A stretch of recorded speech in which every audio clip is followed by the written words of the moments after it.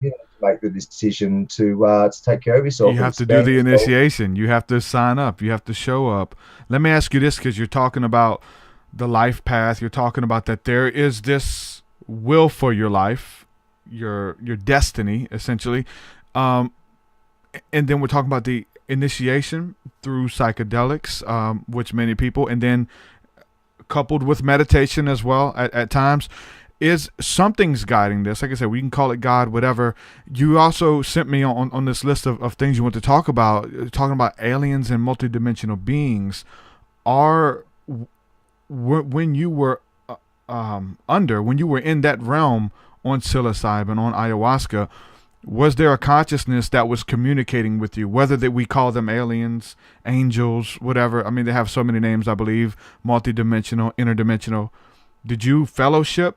Did they appear to you? Did they talk to you?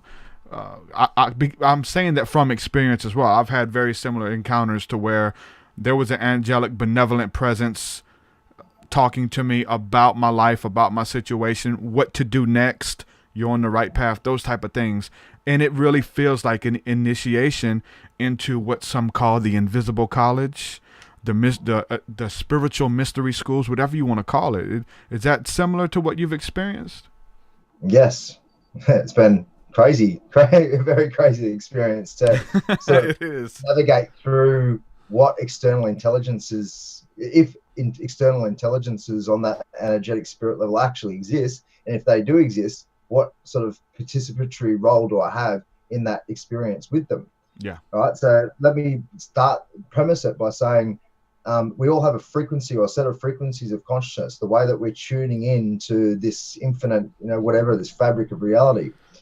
And sometimes we're influenced by culture, obviously, we're influenced by our own personal experience. And sometimes people experience different life forms or intelligence packages in different ways. So a lot of people can have talk to angels or God or spirits or plant spirits or aliens or multidimensional beings or whatever it is. And a lot of the time that could be a similar energy, but just manifested or experienced in a way according to our own neurology and our own conceptual sort of package. Now, in saying that, that's not to say that aliens don't, in a nuts and bolts fashion, don't exist. I'm not saying that whatsoever. I think that this is a life abundant universe. I think this universe is alive. So therefore, I can imagine all these different levels that we're not really tuned into, not just in this third dimensional construct as well, but in all these extra dimensional sort of realities, that life is abundant, no doubt. So my personal experience was that when I had DMT, the first time was just phenomenal. I had UFO experiences and stuff when I was a bit younger, but the first real contact with some sort of multidimensional being was I smoked some DMT. I looked up and I could see through the trees in some sort of cartoonish fashion. Looked down, could see through my legs and literally through my legs and into the earth. And I was just like, wow, what the hell is going on? And my mate said, lay down, man, close your eyes. I was like, all right, sweet. So I did that and instantly going through a wormhole, traveled for about, 20 seconds, and then got to a certain stage where I started to be split. So I was split into about 10 or 12 layers of perception, and I could see through every layer. So I had 10 or 12 perspectives, essentially. But the most prominent ones were the one in this particular, the start, that might have been the third dimension. These might have been dimensional perspectives. So my interpretation could be completely wrong. It could be really right. It could be a mixture as well. I might be somewhat accurate with it in terms of after all of this happened, I thought to myself, that could be fake, it could be real, or it could be a mixture of the two. And that's where I'll get back to in a sec. So in the most furthest away perspective, I'm looking at these two beings. And in a cave-like structure, red was the general color from memory. And one of these beings was full alien, and the other one was half alien, half human. And the full one said to me telepathically, nice to finally meet you, and held out its hand and shook my hand, right? And I remember thinking, this is where I understand control of thoughts and what you're expressing out, because there was a part of me that went, yeah, nice to meet you too. Like, this is like, what the hell? And that was sort of private. It was a private comedy thing. Like, my ego had been split into all these shards, and I still had my ego in a sense. It was this comedic experience in a way. Yeah. But then there was another part of me that said, yeah, nice to meet you too, and shook the hand, right? And then it said telepathically again, don't wait so long to come visit next time. And I was like, yeah, cool, no worries. In the back of my head, making comedy of it again, just going, this is just unbelievably crazy. And then my, split perspectives compressed into one, shot out of the wormhole, sat up in the physical reality and just went, what the hell just happened, sort of thing. And, I processed that at the time, and for a while afterwards, as I don't answer. That could have been completely fake, just my own creation.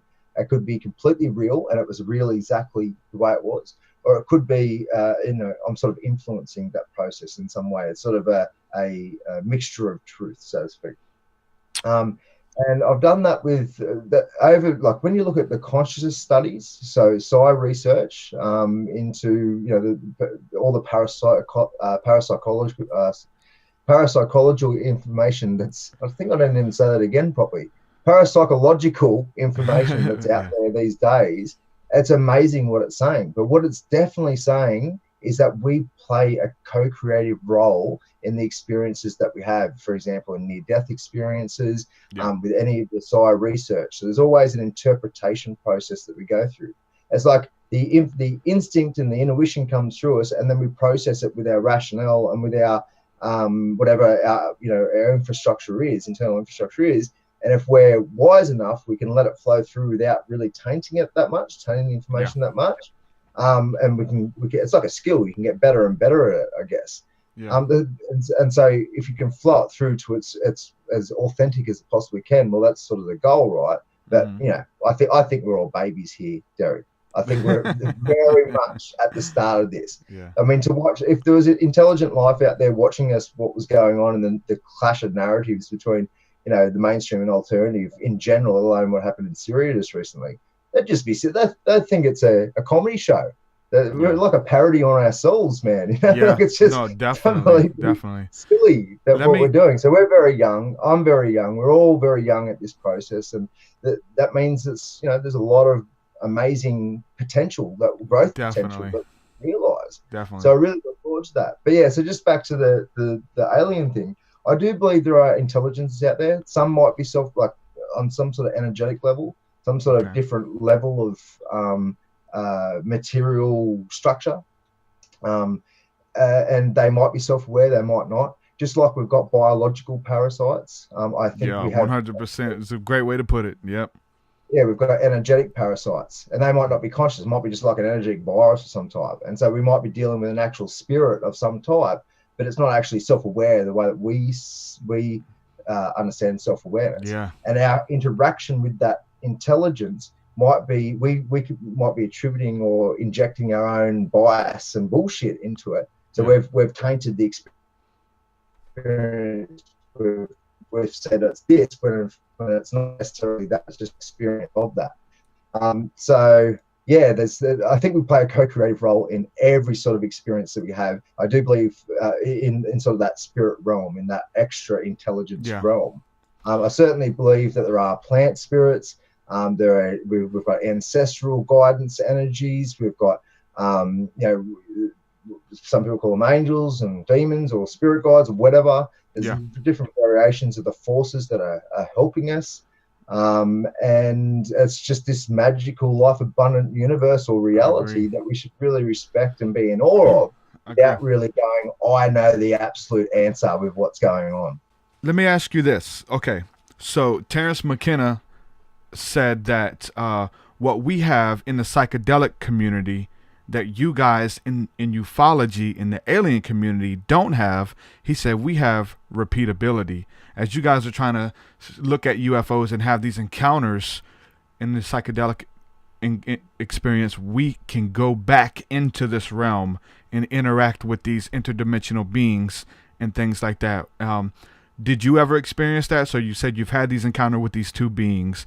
Was you able to go back, whether it was through ayahuasca, psilocybin, and contact these entities again, or feel like they were watching you or watching over you, or even through meditation? Now that they've said hello, don't be a stranger. Going into deep meditation, hello again. Have you had repeatability with psychedelics or meditation with these type of entities that are watching over you? If you enjoyed listening to this podcast segment, be sure to listen to the entire episode by clicking the video to your right. Also, we are on iTunes. You can download the MP3 versions as well. Be sure to subscribe for future episodes.